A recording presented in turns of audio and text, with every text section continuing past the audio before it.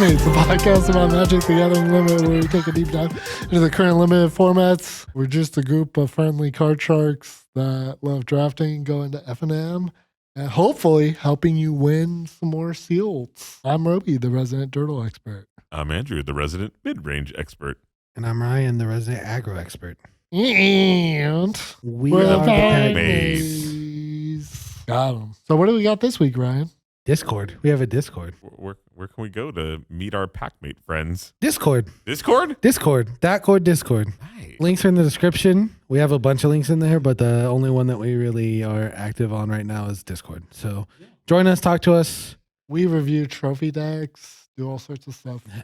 Yeah, you'll catch us drafting all the time. Like today. When Yeah. we drafted something And very on special. Discord. Yeah, Yeah. something very special today, right? Yeah. Draft a little something coming up? murders. Ooh. Little murders at Karlov Manor. Oh, Who did it? man. Who did it? We Who was did. it? We did. We did. drafted We it. were Oh, drafted oh it, yeah. gosh, we did it. We solved the we done You mystery. weren't We've there, done it. We solved the Andrew. What are you mystery. talking about? I've solved the mystery of the manor. It was us Oh, okay, that good. drafted it. Oh, great. Oh, yeah, I forgot about that. So what did we end up doing tonight, guys? Played Murders at Karlov Manor? So Drafted. drafted on Draftmancer and played on Tabletop Simulator. But it was fun. We ended up just drafting a couple of times, right? Yep, twice. We had Joel.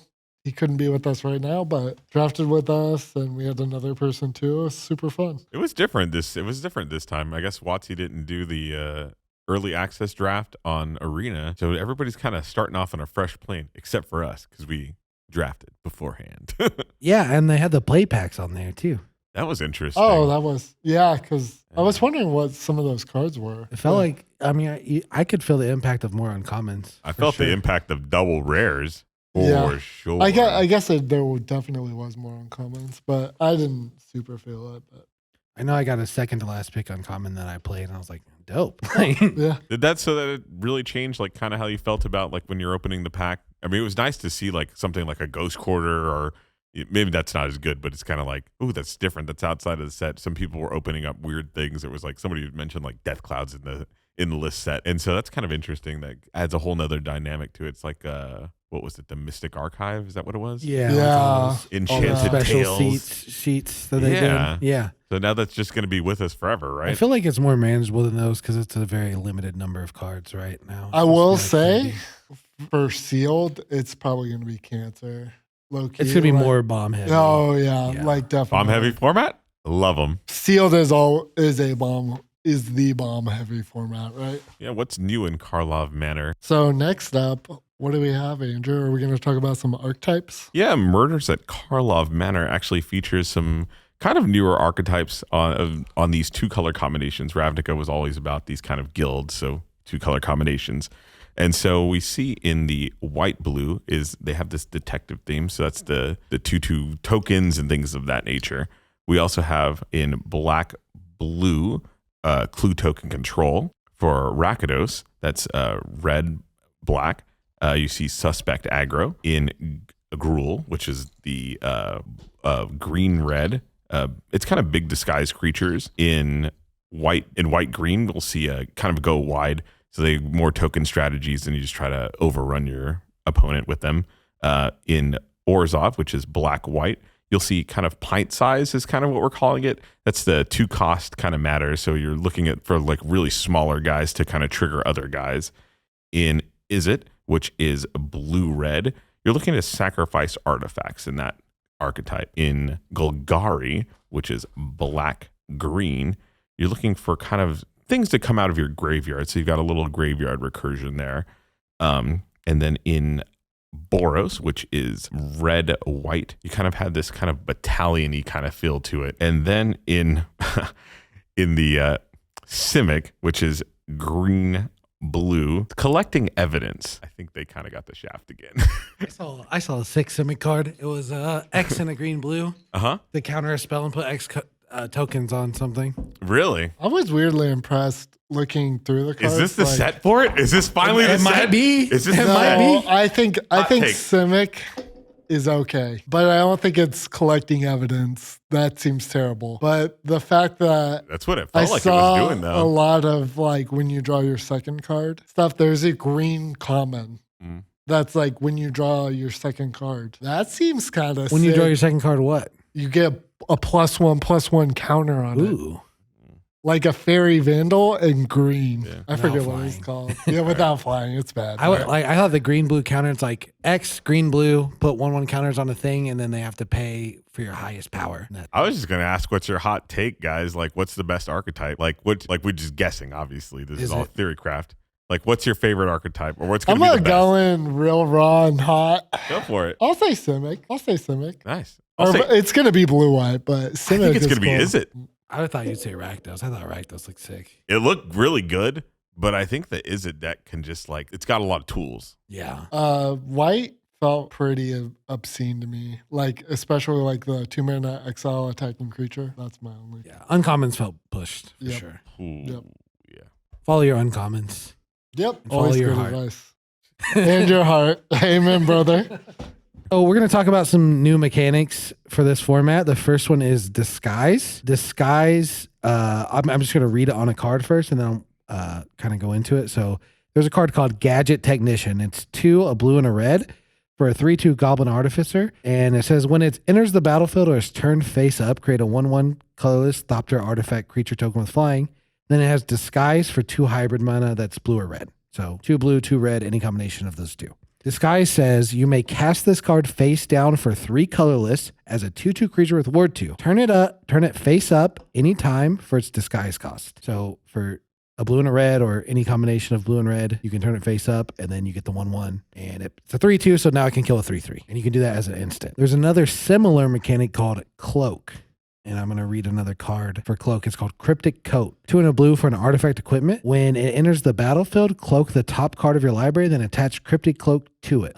Cloak the top card of your library, then attach Cryptic Cloak to it. Equipped creature gets +1/+0 and can't be blocked. Pay 1 in the blue, return Cryptic Cloak to its owner's hand. And what Cloak does, it says to cloak a creature, to cloak a card, put it onto the battlefield face down as a 2/2 creature with ward 2, just like mana or Disguise. Turn it face up and then turn it face up anytime for its mana cost if it's a creature card. So you can only turn it face up if it's a creature.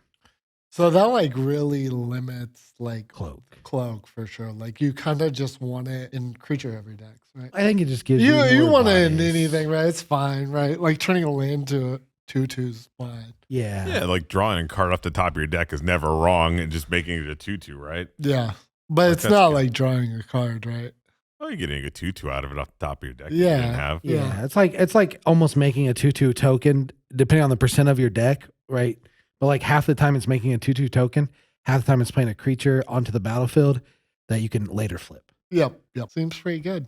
And then I do want to say people are probably going to call that Manifest, and people are probably going to call Disguise Morph a lot. So be ready for that in your pre-release.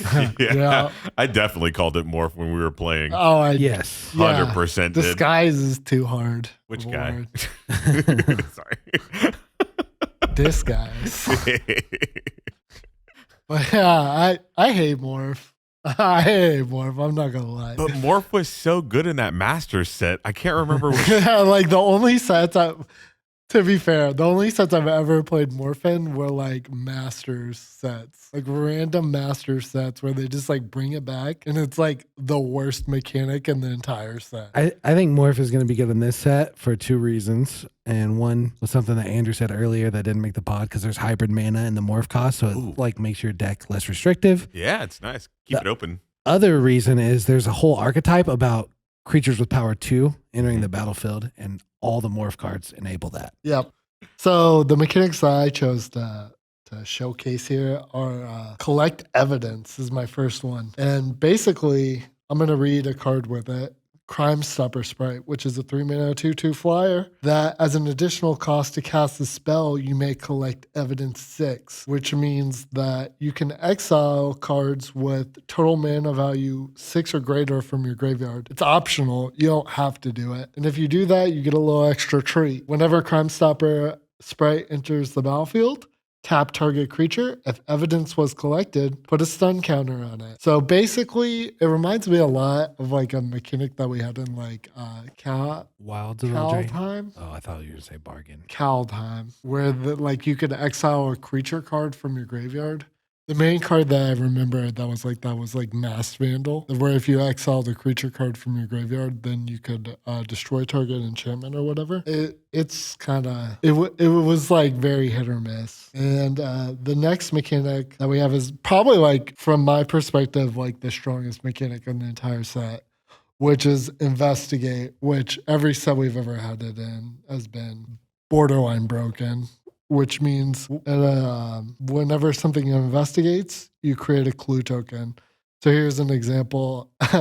Novice Inspector, basically Thraben Inspector, right? It's a 1/2 for 1 mana, 1 white mana. Whenever it enters the battlefield, it investigates. So it's a 1/2 for 1 where you also get a clue token, which is a artifact that you can pay 2 mana like a food and sack it. But instead of gaining 3 life, you draw a card, right? Busted. So good. So good. What are your guys' thoughts on seeing these mechanics? I thought Investigate is going to be sick. Collect Evidence seems like it's going to be a lot. Like, it's one I want to talk about jump for through. sure, because like it's definitely powerful on some cards, but I've seen some pretty hard stinkers with that. Like I think if you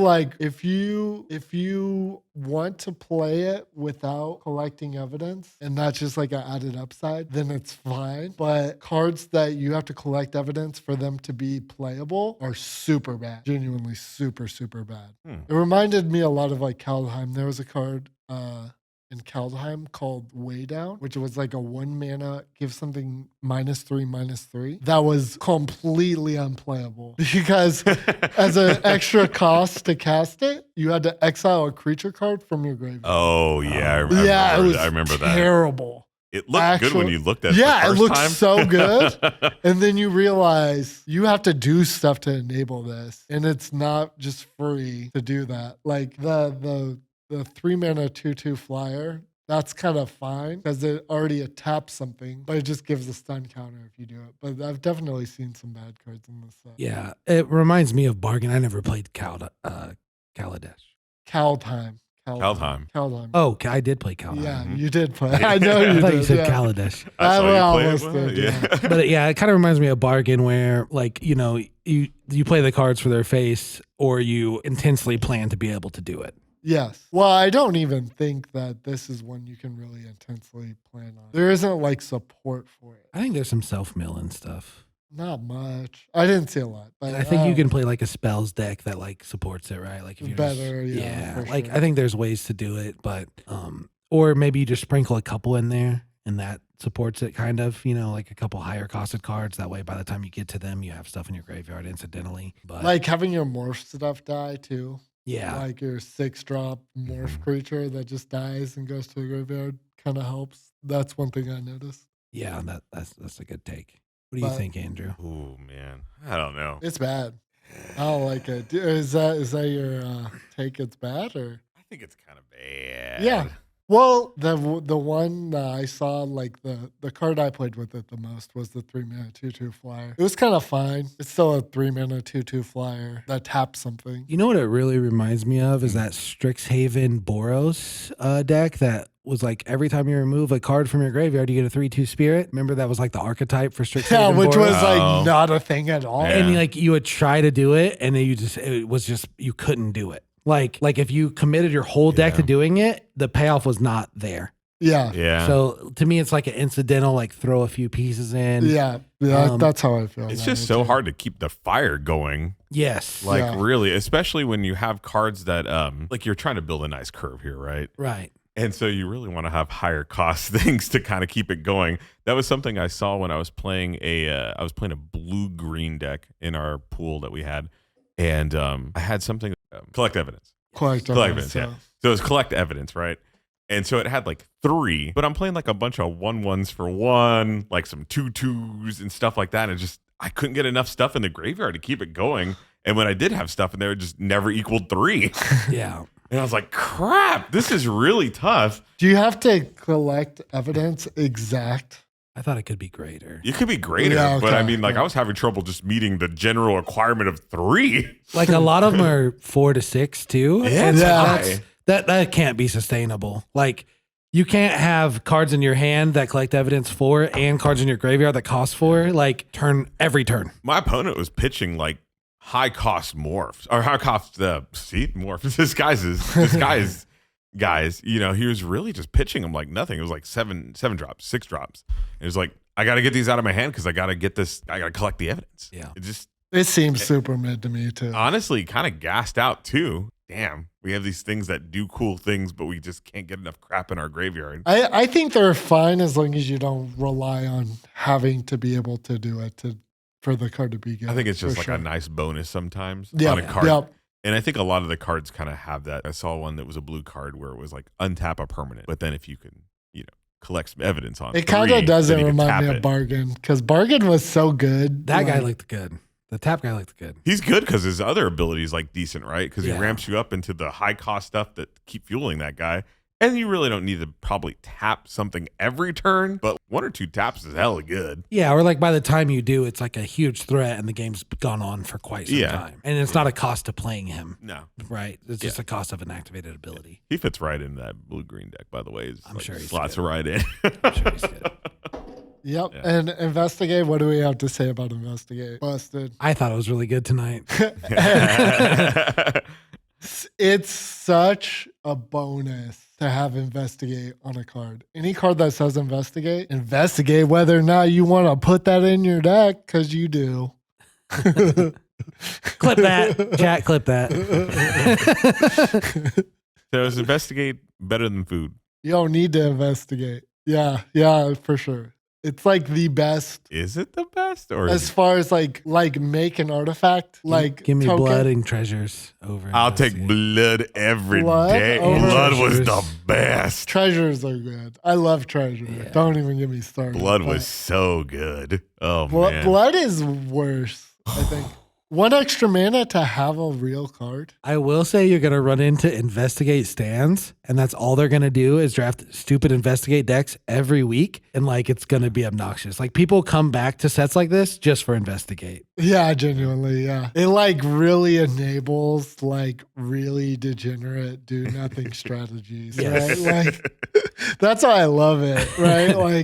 like somebody can literally beat you with 4 clue tokens. Like if somebody gets like 4 clue tokens against you, And then you they just get to parry. die. Yeah. Like, Like yeah, that's basically like a 5/5 flyer. oh, wow. Oh man. I was turning them into 1/1 flyers and drawing a card today, Yeah, and that was stupid. insane. Oh my gosh. 2 mana for a 1/1 flyer, draw a card. Yes, please. I think it's kind of neat that they shifted it into some different colors this time, though. I don't It think- seemed like pretty well distributed. Yeah, I think everybody got a little bit of investigate pie. Of course, the Is It deck kind of really takes it to the next level with that sacrifice mechanic to it a little bit. The Thraben Inspector seems pretty legit though. Any card that lets you like sequence by itself Yeah, it's so in Yes. a game of Magic is just Yeah. sick. Like Yes. every single card ever that does that. It gives you something to do on turn 1 and something to do on turn 2, and it's 1 card. Like, It's so good. Yes. Yeah. Mhm. Yeah. It's always been like that. Yeah. So in Karlov Manor, we have a brand new keyword action, and it can be applied to your creature or an opponent's creature. And so it's called Suspect. So all eyes are on this suspect. And when the creature is a suspect, your opponent's creature, or your creature, they gain menace and they cannot block. And so they're just swinging away. This is probably good for all those aggro players out there. oh, it looks great. Yeah. the aggro expert chiming in. I don't love it. What do you give it on the aggro scale? For mechanic wise, like Yeah. an 8. I can make my creature have menace, or I can make your creature not block. Those are both amazing things. They seem very good. Are you afraid to give your opponent's menace? No, not if I'm the aggro player. Depends on who's the beat down. Facts. So true. And then we also have a brand new kind of enchantment type, actually. It's kind of a riff on something we've kind of known before. It's the saga. So it's a little riff on sagas mixed. If you were playing back in the original Zendikar days, there used to be these quests that you could go on. And so Karlov Manor has kind of taken it into a new direction. So they're called cases. And so you go from top to bottom on these cases. So the top keyword box is always active. And so that's something I kind of realized. I didn't realize actually. I thought it was just a one-shot deal. and Some it of just them happened. are kind of just Yeah. like one shots though. Yeah, some of them are one-shots, but anyways, so they have text boxes there. So you have top text box. It's kind of an always active kind of thing. And then you have this middle area where it tells you how to solve the case. And so once you meet the requirement at the end of your turn, if you've solved it, you get to go to the next level on the bottom. And it has various different abilities there. So it's always from top to bottom. Some of them cost mana, some of them don't too. Yep. Which is super confusing. You know, I'm just gonna interject here. I hate this. I hate this mechanic. Continue. No, that was it. That's all I had. It just go from top to bottom, and they're all like, it's so confusing and super dumb. And some of them are like literally like 1 mana, make a clue token. Like it's not just like an ability that stays forever. some of them have abilities that stay Yeah, forever. for Like, sure. Like one of them's like whenever you cast a creature, you gain a life. I saw this rare today where it was 3 and 1 green, and you get to play an extra land during your turns. And then when you have, say, to win the case or to solve the case, you have to have 7 lands in play. And then you get to play cards off the top of your deck for the rest of the game. Ooh. Yeah, you get to play. It's a little limited. You know, you can't play instants and sorceries, and I don't think you can play artifacts either, but you can play enchantments, creatures, and lands. You're also playing double lands every turn because you still get that first ability of the card. Yeah. I hate it. I hate this mechanic. It's kind of a mix between like sagas and battles. Yeah, it's all Or auras and battles, maybe even. Yeah, It's kind of just like a battle, actually. I always thought it was kind of like different hoop. Yeah, I always thought it was I- like, I don't know if did you ever get to play with quests beforehand? Yeah. Yeah, like there was some where it's like Kalani Heart Expedition, I think it was what it was. And it was just like if you played like 3 lands, it would sacrifice itself and you get to find 2 more lands. And so it was kind of like you just had to meet these kind of requirements. I think it's kind of cool that you have like a static ability, so at least you get something out of the deal in the beginning. And then like it's kind of cool upside if you can if you can solve the case. But some of them you may not even be able to solve. Yeah, I have an example of one that I think is like pretty good. Sure. Case of the Filch Falcon. It's 1 blue. When it enters the battlefield, investigate. Mhm. To solve, you control 3 or more artifacts. And if unsolved, you can only solve it at the beginning of your end step. So if you go to end step and they kill an artifact, you don't get to solve it, right? Yeah. But then once it's solved, it's perma-solved, right? And then when it's solved, pay 2 and a blue, sacrifice this case, put 4 1/1 counters on target non-creature artifact. It becomes a 0/0 in addition, creature with flying in addition to its other types. You get a 4/4 flyer out of it. It's bad because like you get it at the end step though, right? But because you can sack it at any time. You can when the requirements met. After the requirements met, Oh, you can very sack good. it at any time. Very later. good, very good. Yeah. Mm. I think it's like No, you kinda can only busted. solve it. Right? You can only solve it at the end step, Yeah, but once it's solved, you can then pay the ability and sack it at any time. that seems all right. But I think the solving of it, to wait for the solving of it is a little tough sometimes because you're like, damn, I meet the requirement now. I have to wait till my end step. And it's always kind of a hallmark on some cards where if you're able to do the thing right away, they're a little bit better. Yeah, I don't know. I think having 3 artifacts is like trivial though, when this already gives you 1 for 1 on turn 1 in some decks.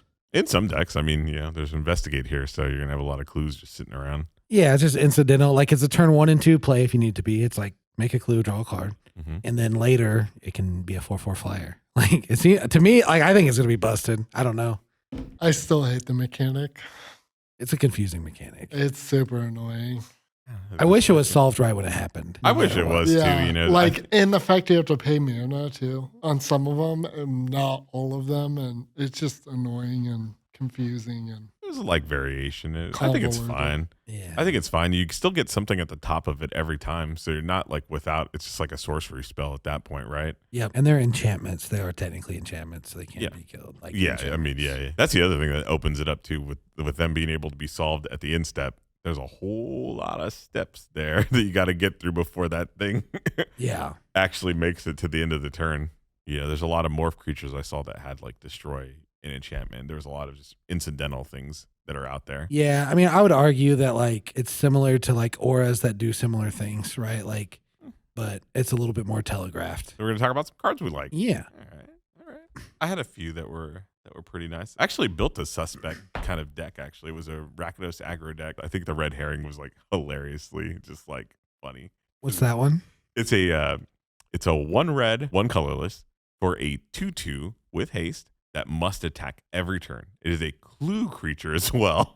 Oh, nice. And so you can also sacrifice it like a regular clue to draw a card. And so it was just like, it didn't seem like a powerhouse, but man, it just like forces you to just play this weird game where you're just like, I have to get in with it. What are you going to do? And it's like, at one point, I think I was playing you and you were just like, do I just block this thing? Because I just like open mana And you were like in the tank for a good minute, just like, you can have a buff. Like, You did. I did. But I had to block it. Like, Like, you just keep taking it. I'm not Like, just gonna take 2 forever. yeah. It's kind of weird. Just like how certain cards like that just kind of alter your gameplay. It's like, no, we're really forcing you to attack. Well, the tank thing is I had that 1/3 that filters mana, and I needed the filter. oh. That's what I was thinking about. I was like, how bad do I really need this filter? Oh, damn. Yeah. You know what I mean? Yeah. And I ended up not using Yeah. it, so it was fine. There was some just like, I was really surprised by it. Something that was kind of interesting too was just like cards that take away the suspect. And so I was playing you as well, and you had these really cool like 1/1 guys who came in and they suspected themselves, but they're indestructible. So I guess the joke about it is, since they're suspects, they can't block, right? Yeah. And so you can't fully take advantage of the indestructibility of those guys. And so it was kind of neat to see like cards that were just like, remove this suspect. And it's like, oh crap, that's really good. Yeah. Like, I need that. Yeah. I should have had some of those in my deck. Another thing that I tanked about is I was mad at myself for making a play mistake. Oh. Because I had one of my face down guys was the guy that you can flip the tapir guy. Oh, And had I damn. not played the other card, I could have just done that and then blocked the one. Right? Oh, yeah. And it would have been way better. And I was like pretty upset that I had made that mistake. I mean, I don't know if it was a mistake. I just used my mana differently, right? Yeah. I mean, I think in retrospect it was probably a mistake, but yeah, First for some reason It's the I first day. It didn't was think like- about like when with these morph Yeah. or disguise creatures, Yeah. you almost always think about like flipping them up as a surprise to like one up somebody. Yeah. But like you don't really think about that in a defensive manner. And that guy was weird because like he had a defensive ability He had that when I defensive flipped him up, ability, like is like, oh, now you can't attack with both your guys, Yeah. and you have to swing into this guy that I've already used. Like, you know what I mean? So that was another reason I was kind of tanking. I was kind of just being mad. Oh, man. Okay. What other cards did you have that you really liked tonight? We talked about the Tapper already. The Tapper was a really good one. Deadly Complication. Yeah, that one was really good. I kind of dug that one quite a bit. Was that an instant? I believe so. Does killing a creature and removing a suspect from your creature that is now able to block at It's sorcery. instant It's speed? sorcery. Okay. It's sorcery. It's sorcery. Yeah. So if that was an instant, Yeah. it would be a huge. It also board puts a save. +1/+1 counter on the creature. Ooh. Yeah, it was really A strong. little bit of everything. Yeah, but that was one of the things where it was just like, man, all this good removal, but it was all sorcery speed. So that's something to look forward, or something to look at, when you're kind of building your deck. Yep. I had a couple cards that I was really excited about. One is Detective Satchel. It's an uncommon. 2, and a blue-red artifact. When it enters the battlefield, investigate twice, so you get 2 clue tokens. But then you can tap it and create a 1/1 artifact flyer, Thopter, only if you've sacked an artifact this turn. So it kind of gives you 2 1/1 flyers that also say draw a card. Oh, I was like kind of hesitant on it because it's a very slow card, right? Like Yeah. turn 4, you get nothing, and then later you have to like enable yeah. spin your mana to get 1/1s. But it turned out to be like really good. What's the forge from Kamigawa? The Rakdos signpost uncommon? That's basically like What do you call it, anvil? Oh, the anvil. Yeah, that's kind of what it reminded me of. It a felt lot. like that Yeah, to play against. yeah, for sure. Wow, that's Ooh, big props. Yeah, that's big. But it costs 4 mana, right? Yeah, Yeah. it's way. Well, Onikol Anvil didn't make 2 clue tokens, right? Like, That's true, but Yeah. it drained. yeah. I think it drained and made a guy, right? I'll go on the record and say it's not Onikol Anvil, Oh, man. but I think, it The felt really satchel's good. I had always 2 on of them against you. yeah, so that's like it was unbeatable. insane. Yeah. I was gonna Yeah. say, like, having 2 of them working together seems very strong, and they're not legendary. They're just, No, they're just artifacts. jeez. And then I had this other card that I thought was another uncommon that was kind of insane. It's called Crime Novelist. 2 in a red for a 1/3 Goblin Bard. Whenever you sack an artifact, put a 1/1 counter on it and add a red. All your clues now only cost 1. And then I think I had one more card in that. Oh, it was something I wanted to touch on. It's called Suspicious Detonation. It's 4 in a red to deal 4 damage to a creature, and it can't be countered. But it costs 3 less if you've sacrificed an artifact this turn. Can't be countered is a big deal because ward counters abilities. Yeah. And you don't have to pay the ward cost because it can't So be countered. good. Yeah. I noticed that in commons had that. There was a few commons in this set that actually had that kind of can't be countered ability. My popper sense was going off pretty strong on that. I was like, holy crap, we just have uncounterable stuff now? Okay. And then I had one last card. I'm sorry, I know I'm doing way more cards. Hey, go for it. The last card I wanted to talk about was in a different deck, was in my white black deck, and it was called Due Diligence. And I think it's not like amazing, I think it's like a sneaky good card It looked good. on a card that's like traditionally bad. Yeah. So it's a 2 and a white for an enchantment aura. Enchant creature when it enters the battlefield. Enchanted creature gets +2/+2 in vigilance, and you give something else +2 and +2 in vigilance till end of turn. But the thing that makes it kind of good in this set, I think, is the disguise with the ward 2, because it makes it so much harder to get blown out when you play it. Because generally those cards are like fairly powerful, but if you play them and you get blown out, you lose the game on the spot. And this like is insurance for that. And I thought that it could be a card that's very scary to play against. I think that's something that really changes the dynamic of this card. Is we normally see this kind of card at instant speed, and we see it as a sorcery or something like that. This is an enchantment or an aura, enchantment aura. Yeah. And so it sticks around, which was super annoying because it's like, I just blasted through this thing one turn and it's still there. Yep. And so it just keeps going, which was like, that's something you really don't see on cards like that. It's always a one-shot kind of deal. This is just perpetual. Yeah, and there's just the safety of your creatures. Putting on a ward 2 creature is just huge. Like you just feel so much safer when your opponent has 3 mana. Like there's no way. There's a way, but like there's no way. You know what I mean? Exactly. Yeah. Like shock exists, but Shock's good, man. Shock's gonna be really good. I wish I had some of those in my draft list. and if they have 2 mana, there's literally no way. Yeah. And it's hard for them to keep more than 2 mana up and win the game. So there will be a turn where you can play it, and it's huge. Yep. So I have a couple. I picked some comments to look out for. Like these are going to be good in draft for sure, and maybe don't overlook these in your sealed pool for sure. My first one that I'm going to talk about is Market Watch Phantom, which is the 2 mana 2/2, 1 and a white for a spirit detective, which is weirdly relevant in this set. The fact that it's a spirit and a detective, both are weirdly relevant. I think I saw something that was spirits matter. But whenever another creature with power 2 or less enters the battlefield, it gains flying. This is going to be like the linchpin of your aggro decks. Yeah, it seemed really good. Yeah, like it reminded me a lot of the Candlegrove Witch from Midnight Hunt. Like the 2 mana Coven Witch that gets, it got flying if you had Coven. So like if you did what you were already planning on doing, you just get flying, and this is even better, right? Or Flutterfox from Flutterfox too. Yeah. Thrones of Eldritch. Yeah. Seems super, super powerful. Like I was just getting in with it for free. Yeah. Constantly. The other one I wanted to talk about was a blue card. And I think that this is low key going to be like your like number one. You're just going to get beat down by this and sealed. And it's not good. It's not that good. And you're going to be triggered every time.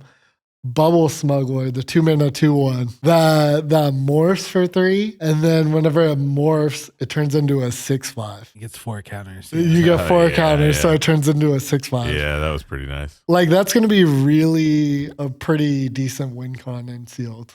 Yeah. Yep. All right. So a black comment that I was super impressed by was Toxin Analysis, which is a 1 mana instant. Target creature gains Death Touch and lifelink until end of turn. Investigate. Disgusting. This is going to be like low key, like ultra blowout. Like there's going to be times where somebody plays this and you just like lose on the spot. Yeah, especially because suspect and your creature has menace. Mm-hmm. Yeah. And then they're like, okay, well, whatever. I'll finally double block it because I can't just eat this forever. Like, well, you lose both your cards and I draw one. Oh, yeah. Not only that, too, the life link is super hyper relevant. Low key. Yeah. Like the two, they don't usually make those cards like 1 mana where they just like blow you out like that. But I remember there was some 2 mana thing and it was like super relevant because like you could just never race black decks. And I think it's going to be like that in this format too. Yeah, that lifelink is nothing to see. Because they got freaking Shelob's ambush. You got shocked, baby. Yeah. That's true. That's true. You Or lightning helix. Yeah, lightning helix. It's like a black lightning helix. A lot of scary races are going to happen where it's just an edge. Like, do you have it? Do you have the helix? Because if so, you win. And if not, I win. Yep, it's going to be stupid. But yeah, those are my main comments. I thought so, there was a cool comment that I wanted to highlight, actually. It's person of interest. It's 3 colorless and a red for a human rogue. When person of interest enters the battlefield, it's suspects. And then it creates a 2/2 white-blue detective token. When it dies? No, when it just enters the battlefield. Wow. So you get 2 bodies out of 1/4/4 or whatever, or 2/2. Yeah. I think we've seen cards like this, like Chimney Rabble and stuff like that, where cards that make basically two bodies out of one. They're pretty damn strong now. Are you certain that it's when it enters the battlefield? Because I could have swore it was when it dies. Nah, man. It's enters. When it enters the battlefield, it suspects and it creates a 2. That's busted. It's so good. It's just a 2/2 that's A like 3/2 menace? no, with it's a 2/2. It's a 2/2. Oh, it's a 2/2. Okay. But even still, like you get a 2/2 menace and a 2/2 body. Yeah. That's pretty damn good. Yeah. Yeah. Yeah, Sam and I, when we were playing, he was just like, "Isn't this guy good?" I was like, "Yeah, this guy's insane. Like he's really strong for like a 4 cross guy. Like especially in a set that has so many like disguise guys. Like you're just like, oh man, throw 'em It's in." crazy how much better Person of Interest feels as compared to Inside Source. Mm. The 3-mana 1/1 that makes a 2/2. Oh, yeah. Oh, That it's like crazy, like how like 1 point of toughness in the menace can make it so much better. mhm. That's Imperial Oath rates too. And anything that's on Imperial Oath rate is going to be good. 2 2/2s for 4. That's the same as 3 2/2s for 6. Oh man, But Damn. technically, I know. It doesn't have Inside- scry. Technically, Inside Source is on Imperial Oath rate. he's on what's You that? get a 2/2 and a 1/1. Anything that doesn't make 2/2s isn't on Imperial Oath rate. I'm sorry. The 1/1 doesn't count. What was the 2/2 flyer? 3. Oh, Two And I do think that card will be 2/2s. sick in like the when creatures with power 1 or less enter. Like I Yeah. think it'll serve a huge Yeah. purpose. For sure. But it's definitely weaker than the other one. Cost 1 less. should Should be Yeah. weaker. one less weaker. Should be weaker. You get +1/+1 in minutes for 1. Pretty sure that's a card that Andrew played. I did. Very true. So how do we feel about this set overall? Are we excited? I'm excited. There's a lot of like really obnoxious commander stuff in this set, I feel like lots of like for each opponent kind of cards I saw, like They seemed good enough. Like Andrew played one on me that was like, for each opponent mills some cards and then you get creatures from their graveyard or something. So what is our advice for sealed? All right, everybody. I have leave. one piece of actionable advice. Yeah. The black 4/4 indestructible is kind of a trap that I played against you. Mm. Not really a trap, not a full-on trap. It's called Barb Servitor. 3 and a black for artifact, creature, construct, 1/1 indestructible. When it enters the battlefield, suspect it. When it deals combat damage to a player, you draw a card and lose a life. And when it is dealt damage, target opponent loses that much life. So like it seems like insane. Mhm. But the fact that it's suspected, it costs 4 for a 1/1 and it can't block. Like you're just getting paced out. And then you have to draw the card and lose a life when you attack with it. So like I think you have to have like things that take the suspect off of it to really make it shine. Like when I saw it, I was like, this card's insane. But it playing with it in practice against like a Rakdos aggro deck, like it did nothing. Like it was killing me. For me, the card that I was like most disappointed by was that 2-mana 1/3. Whenever you attack with 3 or more creatures, it gets +2/+0. Hard trap. Really. Yeah, like it's too slow. The fact that it only has like 1 power too. Yeah. Like you're never winning races with it, right? I think anything with 3 toughness is actually going to be kind of good. I think even 4 Oh, toughness so- seems to be like the one thing was really hard to get around. Anything with Unless 4 tough, it whatever was the- tough. That man. card was the most. It annoying hurt. It card hurt ever. quite a bit. I think some of the traps are going to be like how you pace your spells too. This I think set that's gonna feels be- like it's booby trapped everywhere. I mean, like there was times where I wish I would have not disguised the guy, and I just wished I would have played it on 2. Like it's a 2/2 for 2, and I was like, I don't think I think I just want the 2/2 for 2. I thought it was probably better than waiting the 1 turn to disguise it, and then another turn to invest some mana into it to flip it to get like a land or to get like 2 life and maybe a counter on it or something like that. And it might have just been better just to put the pressure on. That'll come with experience for sure. Yeah. Like, you'll know when, Yeah, when like that comes. yeah, when I was playing it, I was like, damn, that was so wrong like 4 turns ago when I did that. Yeah. And so There's going to be some cool play patterns where like people are obviously don't care about their morph guy. And then there's Yeah. this one morph guy that they really care about and are Yeah. not being reckless with. Yeah. And that's going to be like a fun, like bluffing type game where it's like, I actually did care about this guy the whole time. And now I'm going to flip him. Like, you know what I Yeah. mean? yeah. Yeah. All right. Is that all we have this week, Ryan? Get you boys on the flippity flop. You could have just answered me. answer you. That was You your answer. could have just said yes, Roby. You didn't have to sign off immediately. I'm out. Bye. Bye.